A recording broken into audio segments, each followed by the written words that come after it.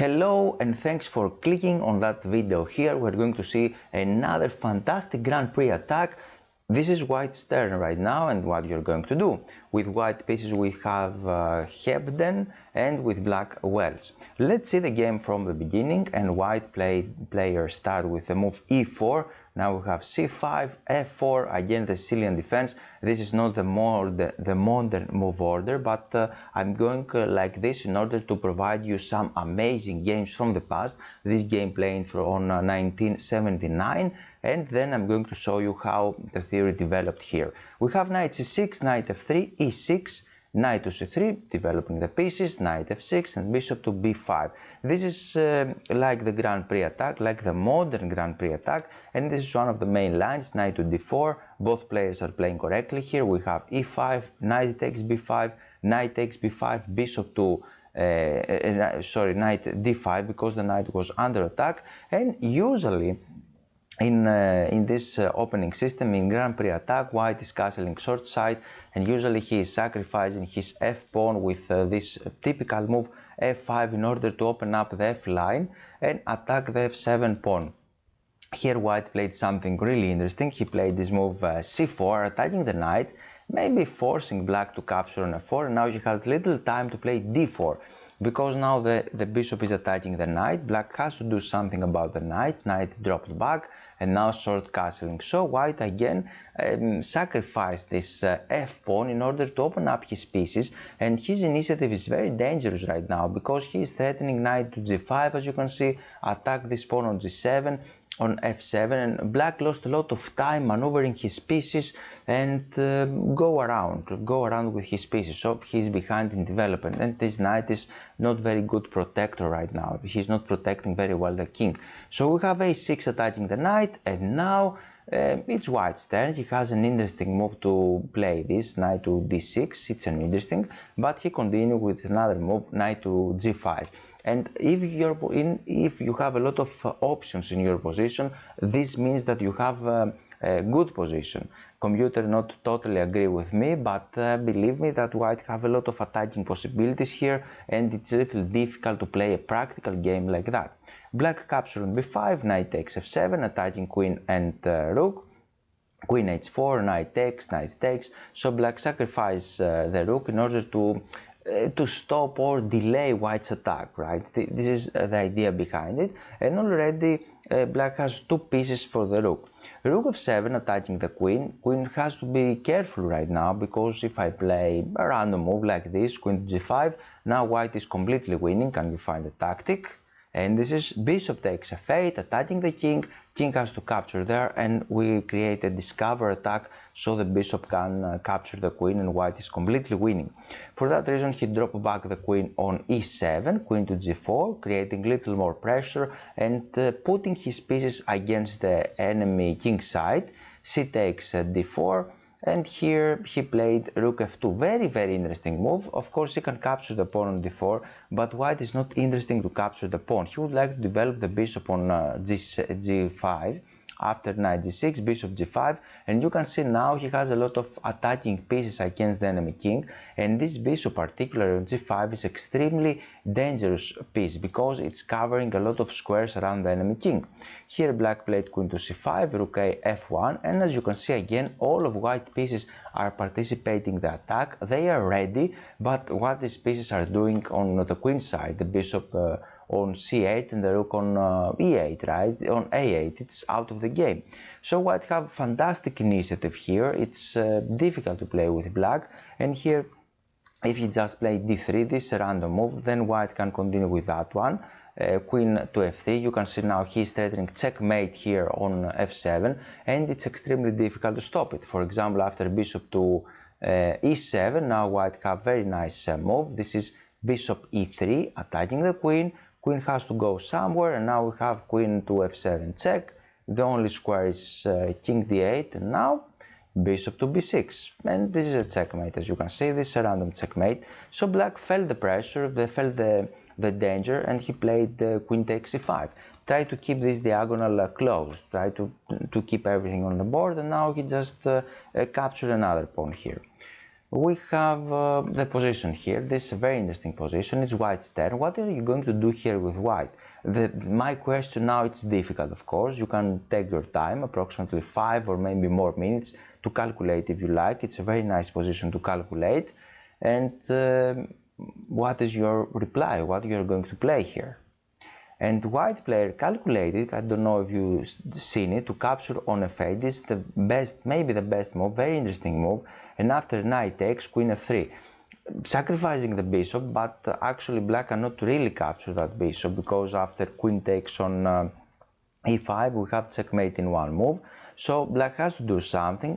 One idea is to try to block the f line, queen f5, blocking the line, but now queen to g3. And you can see now black has a lot of problems because this queen is under attack and white have a lot of attacking possibilities.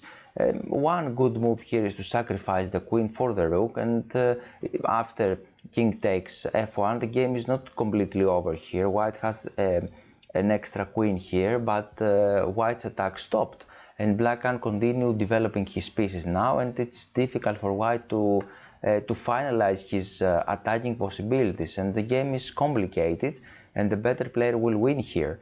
White have some initiative, but black has counterplay. This is one way, but of course black can keeping the queens on the board with this move, queen to c5. And here maybe white missed, he calculated this particular line, and here maybe he missed a good move, a very difficult move actually. What is my very difficult move that I was speaking about? Can you find it? And the move is b4, very hidden, very nice move, very difficult to find that move. And the idea is to attack the queen and try to relocate the queen to kick her away from this fifth rank, because now white would like to go again on this diagonal there and create attacking threats. For example, after queen takes c4, we have queen d6, he's threatening checkmate here, so queen takes, king takes, and now knight g6 protecting this checkmate, and again black has the same counter attacking chances with his pieces. White is a little better here, definitely it's a little better, maybe h4 and h5 is an attacking idea, but black is still in the game. And if he just captures this move on b4, try to keep the queen protecting that square, again we have queen to f3, and you can see he is threatening a check on f7, and it is almost impossible for black to stop that threat, right? He has to draw back the queen, but then we can capture the queen. So the game is complicated, and maybe white missed this very strong move and very difficult move to find b4. He has to find this sacrifice first, bishop rook takes a feint, and after that b4. It's extremely difficult. For that reason he played another normal move, rook f7.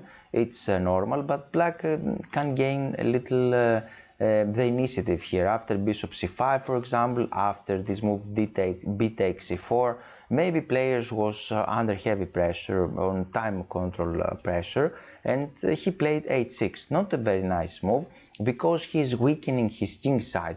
And now it's white's turn. Now the situation is completely different, because he has a very nice attacking opportunity, and this is to capture now on f8. This is a check, knight takes, and now queen h5. As you can see now, the pawn is not on f7, so black don't have this nice blockator on g6. He played g6 in any case, and now he sacrificed the other rook. Rook takes f8 in order to destroy black's coordination completely. King takes here, and the tactic behind all of these sacrifices was to capture on h6. As you can see, this is a discovered threat because we're attacking the queen. The only move is queen to g7. And now I'm not completely sure why he played queen g5. Maybe both players was under tension, I don't know, but better was to capture the pawn, right? Because black cannot capture the queen, this queen is pinned. So he played queen here, queen takes, king f7, another check on f4, king went on e7, and now c5. Suddenly we can see that the queen and another pawn, queen always need a helper, another piece or another pawn to help her to create attacking threats, right? And this pawn is providing this help, and the problem is that black didn't develop his pieces. This is the problem. So during the game he just captured on a2, queen takes d4, protecting this pawn, threatening a check here or another check maybe on g7. So we have b6 now, queen check, king e8, another check. Actually, if he goes on d8, he can capture on b6, and now he don't have this escape square, and he's threatening checkmate there. So you can see he's completely losing. And what to do actually, if we give another move here to white, he can give some checks maybe here to stop the enemy team to go on d8 square, and after this we have this skewering attack to attack the bishop. This is one illustrative line, or if he just goes there, we have another check, and here we have again the double threat. As you can see, the problem of the black pieces is that they are not coordinated, they are not developed, they are not active, and he lost a piece there. I hope you enjoyed that video with a lot of tactics. This is a very interesting moment because white sacrificed both of the rooks in order to capture the enemy queen. A little later he missed this chance to capture immediately the bishop thanks to this b4 move, but it was extremely difficult. But he rewarded us here after this black's move h6. He punished him immediately. I hope you enjoyed the video. You're very welcome to click the thumbs up button, and of course you're very welcome to follow the link and read the complete article about the Grand Prix attack. Thank you very much and see you soon.